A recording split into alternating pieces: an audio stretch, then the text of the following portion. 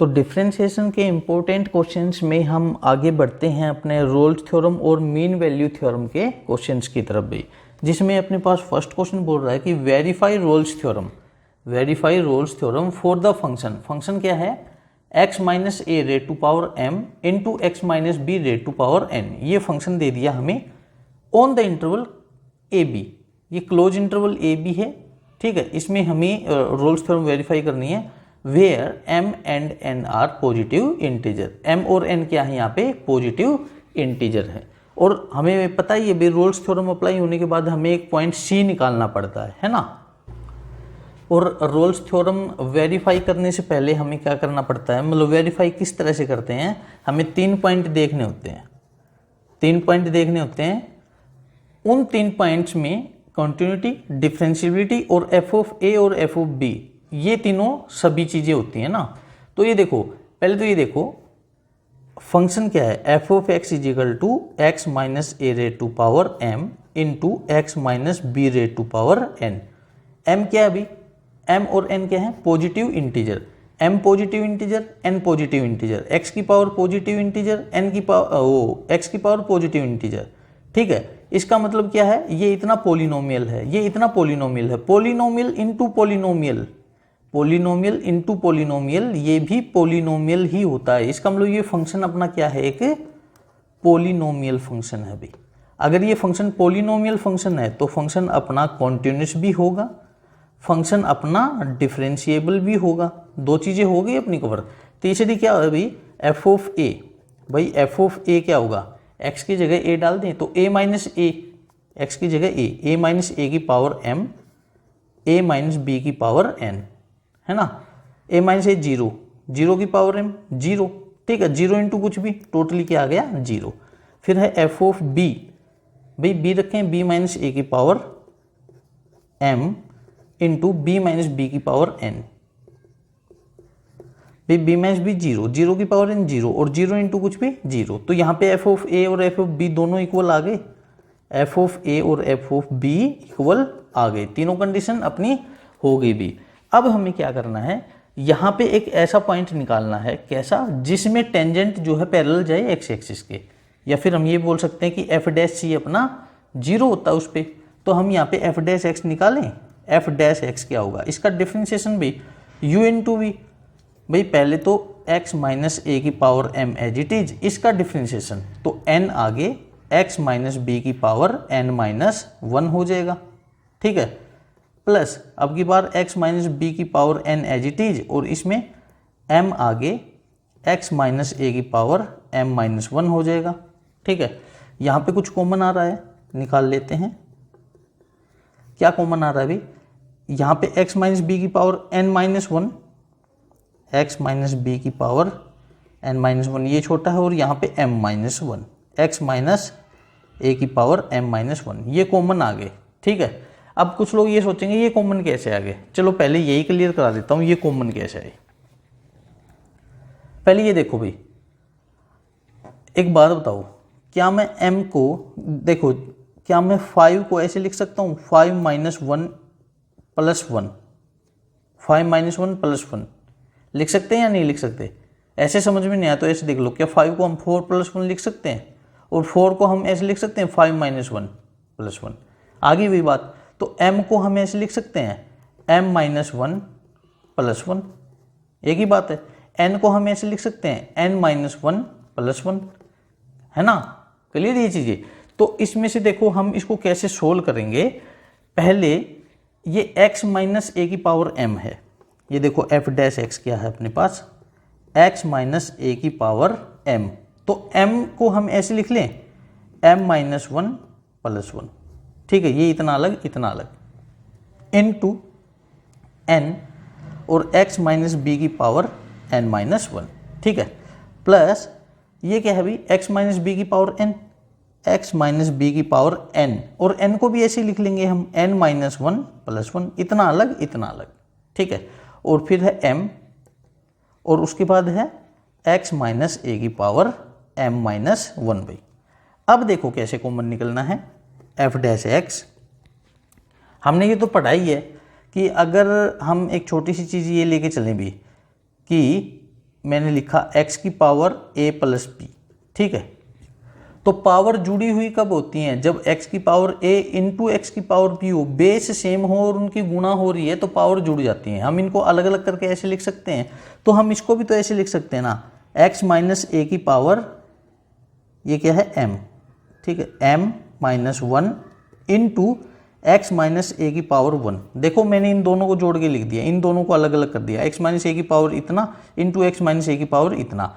और जब हम इनको सोल्व करते हैं बेस सेम होने के कारण पावर जुड़ जाती हैं, m माइनस 1 प्लस 1 वही आ जाएगा, ठीक है, इंटू n, और यहाँ पे क्या है x माइनस बी की power n minus 1 plus x minus B की power n minus 1 into x minus B की पावर 1, ठीक है, ये दोनों भी अलग अलग लिख दिए, इंटू m और x माइनस ए की पावर m माइनस 1 भाई। अब देखो इनमें से कुछ कॉमन है, यहाँ पे हम कॉमन लेंगे x माइनस ए की पावर m माइनस 1, देखो दोनों में है, यहाँ पे है x माइनस ए की power m minus 1, x minus ए की पावर m माइनस 1 है ना दोनों में, तो हम ये कॉमन ले लेते हैं x माइनस ए की पावर m माइनस 1। और भी कुछ कॉमन है, ये रहा x माइनस बी की पावर n माइनस 1, ये भी दोनों में है ना, ये है ना मेन तो प्लस का निशान, इससे उधर और इधर दोनों में देखना है, तो ये x माइनस बी की पावर n माइनस 1 ये भी कॉमन आ गया दोनों में से। तो क्या बचा यहाँ पे, ये निकल गया, ये बच गया x minus a into N, ठीक है, ये निकल गया, प्लस ये निकल गया x minus b into m, और ये निकल गया भी, तो ये बच गया अपने पास टोटली, ठीक है। अब देखो इसमें ये हमें f डैश x मिल गया, अभी f डैश c कैसे निकालेंगे भाई, f डैश c क्या होगा, हम x की जगह c रख देंगे हर जगह पे, x की जगह c minus a raised to power m minus 1, x की जगह c minus b raised to power n minus 1 into x की जगह c minus a into n plus x की जगह c minus b into m भाई। तो ये अपना f डैश c आ गया।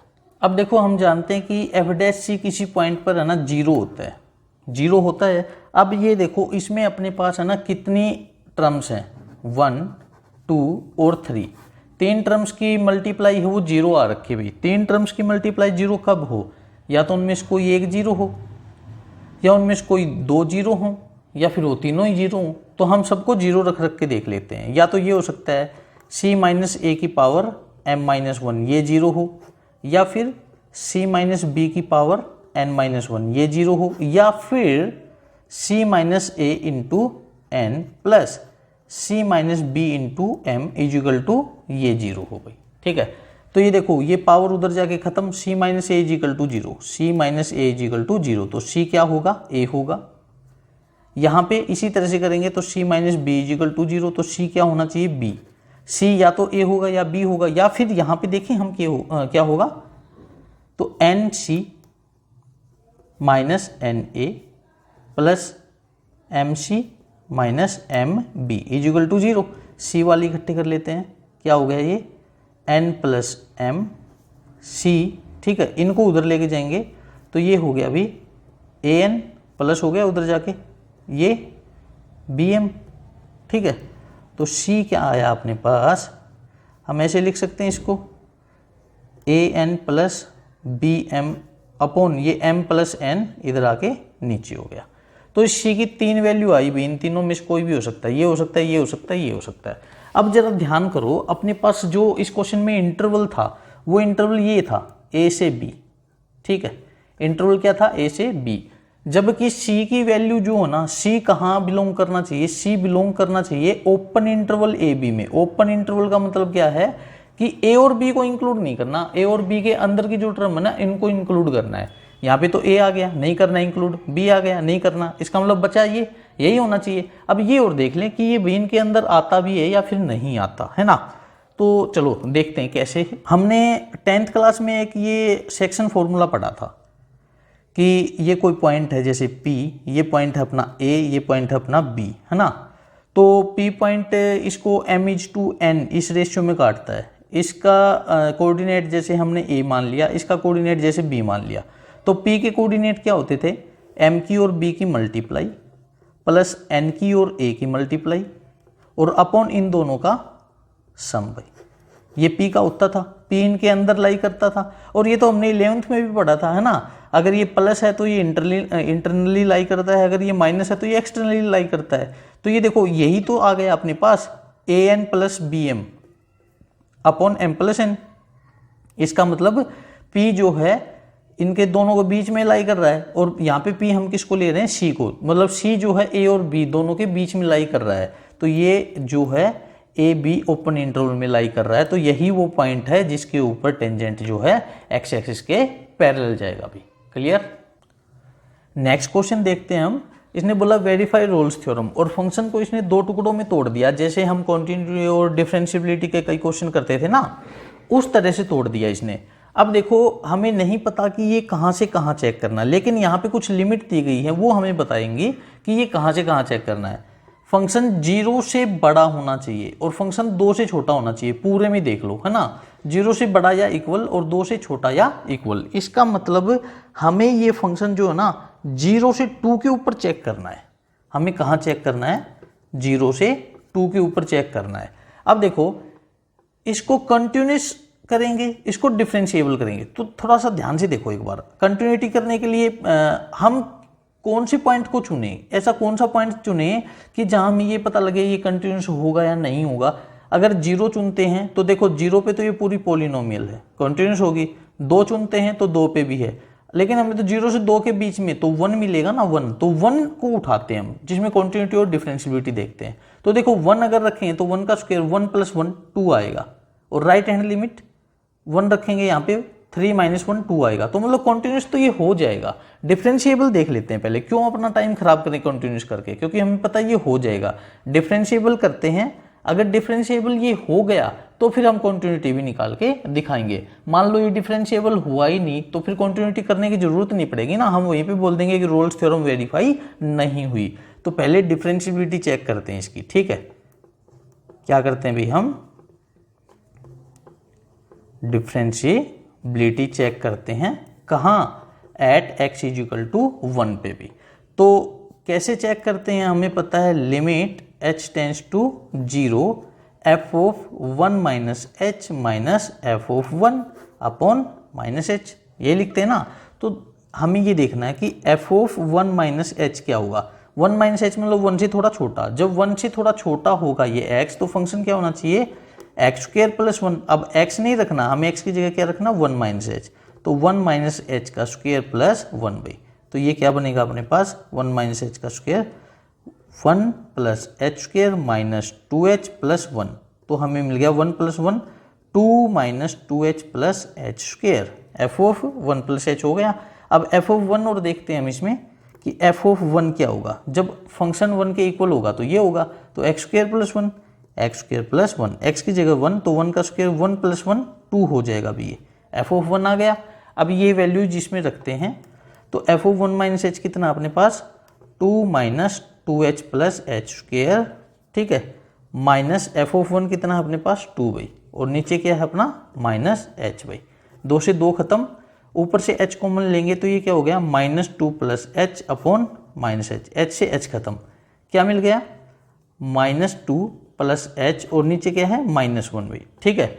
तो h की जगह 0 रखना, मेरी लिमिट h टेंड्स टू 0 है ही अपनी, ठीक है। h की जगह 0 रखेंगे तो क्या मिलेगा, -2 अपॉन -1 जो कि 2 हो जाएगा। तो ये अपने पास लेफ्ट हैंड डेरिवेटिव आ गया भाई। राइट हैंड डेरिवेटिव और निकालते हैं इसका। Right hand derivative by limit h tends to 0 f(1 + h - f(1) upon h भाई, ठीक है। तो f(1 + h) निकालते हैं कि वो क्या होगा, तो 1 + h मतलब 1 से थोड़ा बड़ा, और अगर x 1 से थोड़ा बड़ा होगा तो फंक्शन क्या होगा, 3 - x भाई। तो 3 - x की जगह क्या रखना है, 1 + h भाई। तो ये क्या हो गया, 3 - 1 - h, 3 - 1 2 - h भाई। अब ये वैल्यू उसमें रख देते हैं, तो f(1 + h) क्या आया है अपना, ये लिख देते हैं हम, लिमिट h टेंड्स टू 0, ठीक है। f(1 + h) है 2 - h माइनस f(1) हमने पहले निकाल लिया था जो कि 2 था, और नीचे है h भाई, 2 से 2 खत्म, -h/h, h से h खत्म, क्या आ गया, -1। तो ये अपनी राइट हैंड डेरिवेटिव आया। अब देखो जब अपना लेफ्ट हैंड डेरिवेटिव और राइट हैंड डेरिवेटिव ही इक्वल नहीं है तो फंक्शन डिफरेंशिएबल नहीं है। आई ना बात समझ में? तो वो रोल्स थ्योरम के लिए तो तीनों कंडीशन होनी चाहिए ना, कॉन्टिन्यूस, डिफरेंशिएबल, ठीक है, और एफ ऑफ ए और एफ ऑफ बी का इक्वल होना जरूरी होता है। एफ ऑफ ए और एफ ऑफ बी का इक्वल होना जरूरी होता है, लेकिन ये कॉन्टिन्यूस है, डिफरेंशिएबल नहीं है। तीसरा हम चेक करेंगे, करने की जरूरत नहीं है। जब हमने ये देख लिया कि फंक्शन डिफरेंशिएबल नहीं है तो हम लिख देंगे यहीं पे कि Rolle's theorem does not hold, ठीक है।